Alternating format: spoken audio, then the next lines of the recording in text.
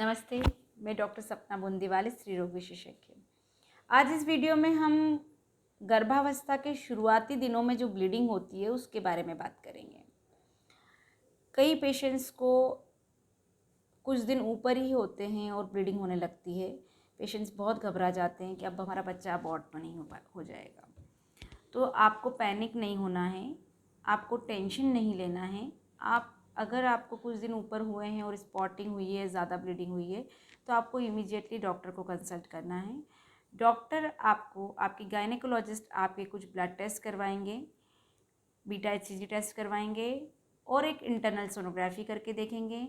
Internal sonography में अपने को ये देखना होता है कि हमारी जो बच्चे की थैली है वो बनी है कि नहीं, जिसको जी-सैक कहते हैं, यॉर्क सैक बना है कि नहीं, एम्ब्रियो बना है कि नहीं, उसमें धड़कन आई है कि नहीं, यानी cardiac activity.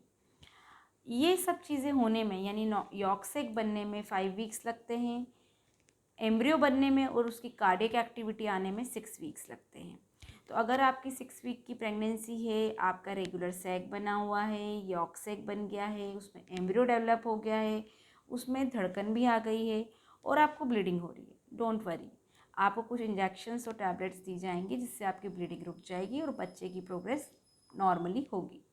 In that situation हम 10 या 15 दिन के बाद वापस से रिपीट स्कैन करेंगे।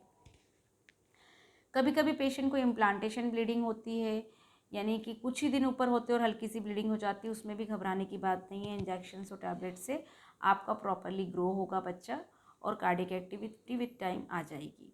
तो इन दोनों सिचुएशन में आपको घबराने की कोई ज़रूरत नहीं है।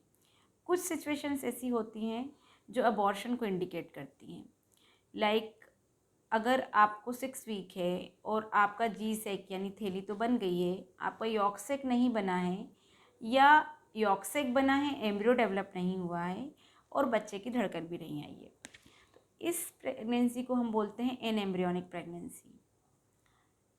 एनएम्ब्रियोनिक प्रेगनेंसी और एक होती है missed abortion. Missed abortion means आपका एम्ब्रियो तो डेवलप हो गया लेकिन उसकी कार्डिक एक्टिविटी नहीं आई है। तो एनएम्ब्रियोनिक प्रेगनेंसी और मिस्ड एबॉर्शन में आपको बच्चे की धड़कन नहीं रहती है और ब्लीडिंग स्टार्ट हो गई है। तो बेसिकली ये एक नेचुरल मेथड है कि अगर कोई बच्चा अच्छा नहीं बना है तो वो अपने आप अबॉर्ट होना चाहता है, अपने आप यूट्राइन कैविटी से बाहर आना चाहता है।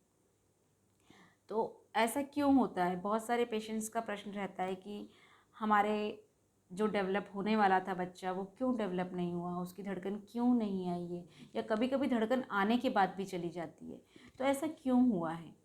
तो हम ये जान लें कि जब हमारे अंडे की क्वालिटी अच्छी नहीं होती है, शुक्राणु की क्वालिटी अच्छी नहीं होती है, दोनों में से किसी एक की क्वालिटी अच्छी नहीं रहती है, दोनों की क्वालिटी अच्छी नहीं रहती है, उनमें फर्टिलाइजेशन तो हो जाता है लेकिन वो आगे ग्रो नहीं कर पाता है।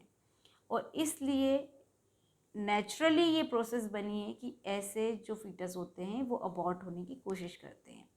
तो इफ़ कार्डिक एक्टिविटी नहीं आई है या कार्डिक एक्टिविटी आने के बाद चली गई है, तो ज़्यादातर ऐसे फीटस वो होते हैं जिनमें कोई क्रोमोसोमल या जन्मजात डिफेक्ट होने की संभावना होती है। तो अगर आपकी अर्ली प्रेगनेंसी लॉस हुई है एक बार, तो आपको चिंता करने की आवश्यकता नहीं है, क्योंकि एक बार का अबॉर्शन मोस्टली जेनेटिक डिफेक्ट की वजह से होता है। Early pregnancy losses mostly genetic defect की वजह से होता है, जो स्पोरेडिक होता है, किसी को भी हो सकता है। लेकिन इसका ये मतलब नहीं है कि आपको सेकेंड प्रेगनेंसी में भी ऐसा होगा।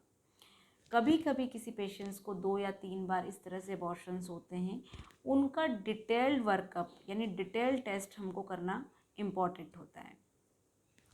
तो ये वो सिचुएशन है कि जब अगर आपको ब्लीडिंग हुई है और आपका स्कैन में सब कुछ नॉर्मल नहीं आया है, तो हमें ये मानना पड़ेगा कि अब अबॉर्शन होने वाला है। जो स्कैन होता है वो नीचे से होता है, यानी ट्रांसवेजाइनल सोनोग्राफी होती है, क्योंकि हम अगर पर एब्डोमेन सोनोग्राफी करते हैं तो इतनी डिटेल हमें नहीं पता पड़ती है। अगर सब कुछ अच्छा है तो हम रिपीट स्कैन के लिए फिर से बुलाते हैं 7 to 10 डेज़ में। तो ये तो हमारी अबॉर्शन की बात हो गई कि कब हमें घबराने की आवश्यकता है, कब नहीं। डोंट बी इन स्ट्रेस, आप डॉक्टर से कंसल्ट करो, उनसे डिस्कस करो, they will explain you everything.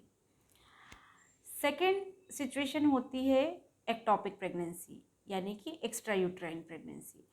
Extra uterine pregnancy basically क्या होती है कि यूजुअली नॉर्मल नेचुरल जो प्रेगनेंसी होती है वो यूट्रस में कंसीव होती है, लेकिन एक्स्ट्रा यूट्राइन प्रेगनेंसी में जो बच्चा है जो जी से कि आपका यूट्रस को छोड़ के या तो फेलोपियन ट्यूब में या अंडादानी में या एब्डोमिनल कैविटी में कहीं भी जाके चिपक जाता है, वहाँ उसका इम्प्लांटेशन हो जाता है। तो ये जो सिचुएशन होती है, ये स्थिति नॉर्मल नहीं होती है, ये गंभीर हो सकती है, इसमें पेशेंट की हालत सीरियस हो सकती है, इसलिए इसको इमीडिएटली सर्जरी के द्वारा या मेडिसिन के द्वारा टर्मिनेट करना होता है। अगली सिचुएशन हो सकती है अगर आपको ब्लीडिंग हो रही है तो एच मोल या abnormal pregnancy. Abnormal pregnancy H mole में क्या होता है कि जो आपके फीटल सेल्स है वो एबनॉर्मल टाइप के होते हैं, अंगूर के गुच्छों की तरह से आपकी प्रेगनेंसी अंदर ठहर जाती है, जो कि ख़तरनाक हो सकती है, तो इसलिए उसको भी टर्मिनेट करना बहुत ज़रूरी होता है।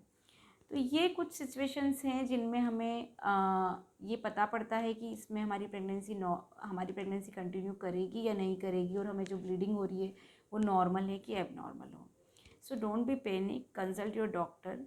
आपका डॉक्टर आपको सब कुछ एक्सप्लेन करेगा, लेकिन सोनोग्राफी से ही सारी चीज़ें पता पड़ती है और कुछ ब्लड टेस्ट से हमें इन्फॉर्मेशन मिलती है कि हमारी प्रेगनेंसी कंटिन्यू हो रही है कि नहीं, ग्रो हो रही है कि नहीं, सही जगह पे है कि नहीं। तो मैं आशा करती हूँ कि आपको मेरा वीडियो समझ में आया होगा। धन्यवाद।